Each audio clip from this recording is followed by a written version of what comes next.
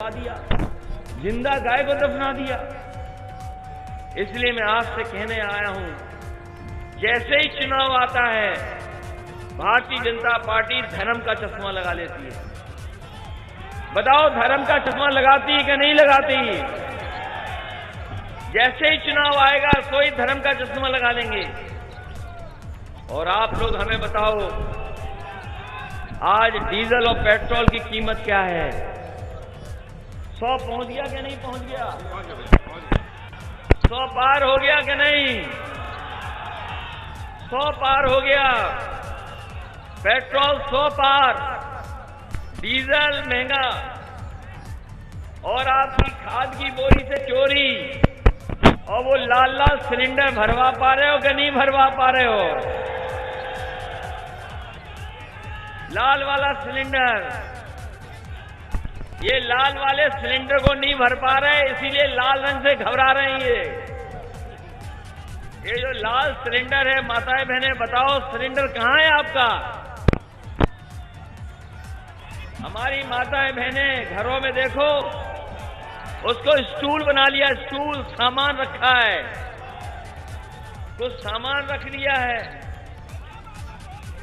इसलिए याद करो वो समय, याद करिए वो समय जब ये सरकार कह रही थी कि चप्पल पहनने वाला हवाई जहाज में बैठेगा, चप्पल पहनने वाला हवाई जहाज पर बैठेगा।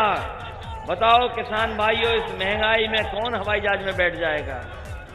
और डीजल पेट्रोल इतना महंगा हो गया कि आपकी गाड़ी नहीं चल सकती है, मोटरसाइकिल नहीं चल पाएगी। और जिस तरीके से महंगाई बढ़ा जा रही है, जिस तरीके से महंगाई बढ़ रही है, जिस तरीके से महंगी चीजें हो रही हैं, आज हमारी आपकी कमाई आधी है। किसान भाइयों, दुकानदारों, व्यापारियों, आप हिसाब किताब लगाओ। आज आपकी कमाई आधी हो गई और महंगाई दोगुनी हो गई। अगर कमाई आधी होगी, महंगाई दोगुनी होगी, तो बताओ मुनाफा कैसे आएगा, खुशहाली कैसे आएगी? ये सबसे बड़ा सवाल है।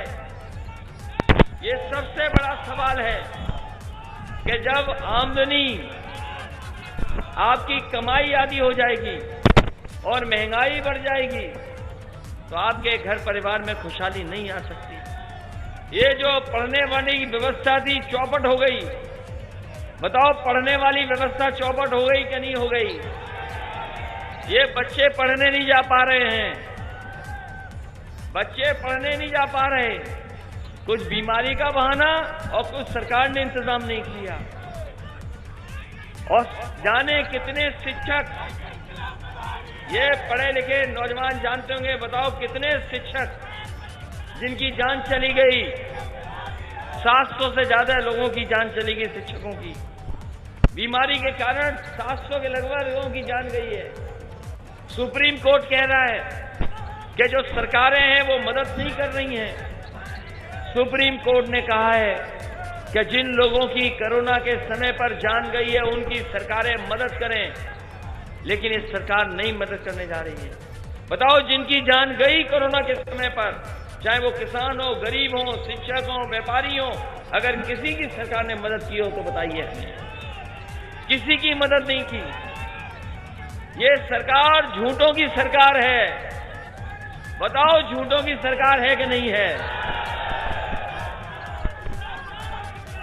कितना झूठ बोला इन्होंने। ये झूठों की सरकार है। इनके विकास के विज्ञापन झूठे हैं, इनका हर वादा जुमला है। इन्होंने वादा किया था कि किसानों की आय दोगुनी हो जाएगी। बताओ गरीब भाइयों, किसान भाइयों, आय दोगुनी हुई हो तो बताओ। नहीं हुई दोगुनी आय। और ये बीएड, बीटीसी, टीटी वाले सब बैठे हैं सफेद टोपी लगा करके।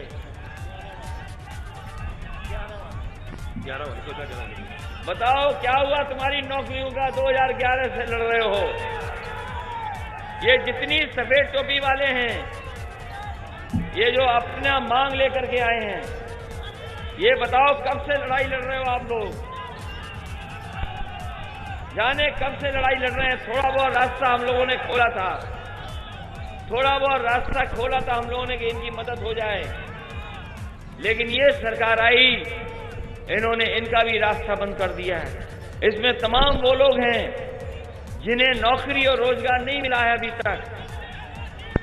ये बेरोजगार नौजवान हैं, नौकरी नहीं है, रोजगार नहीं है। और अगर हिसाब किताब लगाओगे तो आज बेरोजगार बाप की भी संख्या बढ़ गई है। बेरोजगारों की तो संख्या है ही है ज्यादा, लेकिन बेरोजगार बाप की भी संख्या बढ़ गई है। नौकरी नहीं मिली, रोजगार नहीं मिला, शादी हो गई, पिता बन गए, लेकिन अभी भी इनके हाथ में नौकरी नहीं पहुंची। तो जहां बेरोजगारों को बढ़ाया इन्होंने, वहीं बेरोजगार बाप की भी संख्या बढ़ाने का काम सरकार ने किया है। इसलिए इस मौके पर मैं आप सबसे अपील करने आया हूं कि आने वाले समय में चुनाव होने जा रहा है, आपसे मैं बदलाव के लिए वोट मांगने आया हूं। बताओ, इस सरकार को बदलोगे कि नहीं बदलोगे? इस सरकार को बदलने के लिए, इसलिए क्योंकि इन्होंने सबका सम्मान छीना है। बताओ माताओं बहनों, हम समाजवादी पेंशन दे रहे थे, सब छिन गई। अगली सरकार बनेगी, पहले तो 500 रुपए हम लोग दे रहे थे माताओं बहनों को पेंशन, इस बार हमें 3 गुनी भी देनी पड़ी, तो 3 गुनी दे करके अपनी माताओं बहनों का सम्मान बढ़ाने का काम करेंगे।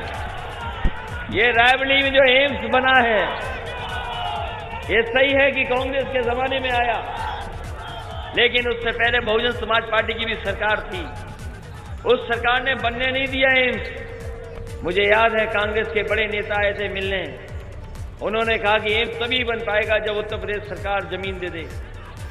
मैंने उनसे कहा कि तय कर लो जमीन कहां चाहते हो।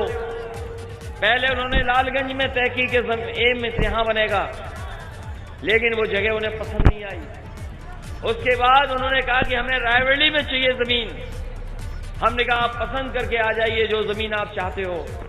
उन्होंने कहा चीनी मिल वाली जमीन अच्छी है, अगर ये मिल जाएगी तो एम्स अच्छा बन जाएगा और शहर का शहर में हो जाएगा। उसी समय फैसला लिया और वो जमीन बिना पैसे के उत्तर प्रदेश सरकार ने दिल्ली सरकार को दी, और उसका परिणाम हुआ कि एम्स आपका बन करके तैयार हो गया। ये बिजली की जो सुविधा है, हमारे बाबा मुख्यमंत्री तो कारखाने का नाम भी नहीं जानते। जिस कारखाने में बिजली बनती है उस कारखाने का नाम नहीं जानते हैं, और 4.5 साल से रट रहे हैं, कारखाने का नाम अभी तक रट नहीं पाए। अभी तक कारखाने का नाम नहीं रट पाए। जो कारखाना बिजली बना रहा उत्तर प्रदेश में, उस कारखाने का नाम नहीं रट पाए। और इसीलिए जब आपका बिजली का बिल आता है तो बताओ, बिजली के बिल से करंट लगता है कि नहीं लगता है आपको? ये हमारे नौजवानों को पता होगा। समाजवादी सरकार थी तो लैपटॉप मिल रहा था। कोई गांव नहीं होगा जहां पर उस समय किसी न किसी लड़के को, बच्चे को न मिला हो। यहां भी कुछ नौजवान या परिवार के लोग होंगे जहीं कहीं मिला होगा, और वो आज भी चल रहा है। 4.5 साल से बाबा मुख्यमंत्री कह रहे हैं कि हम लैपटॉप देंगे, टैबलेट देंगे, स्मार्टफोन देंगे, लेकिन हम जानना चाहते हैं 4.5 साल से नौजवानों को कौन सी टैबलेट दे रहे हो आप? कौन सी टैबलेट दे रहे हैं 4.5 साल से? और सोचिए क्यों नहीं मिल रहा लैपटॉप, कंप्यूटर क्यों नहीं मिल रहा, स्मार्टफोन क्यों नहीं मिल रहा? क्योंकि हमारे बाबा मुख्यमंत्री कंप्यूटर चलाना नहीं जानते, इसलिए लैपटॉप नहीं मिल रहा।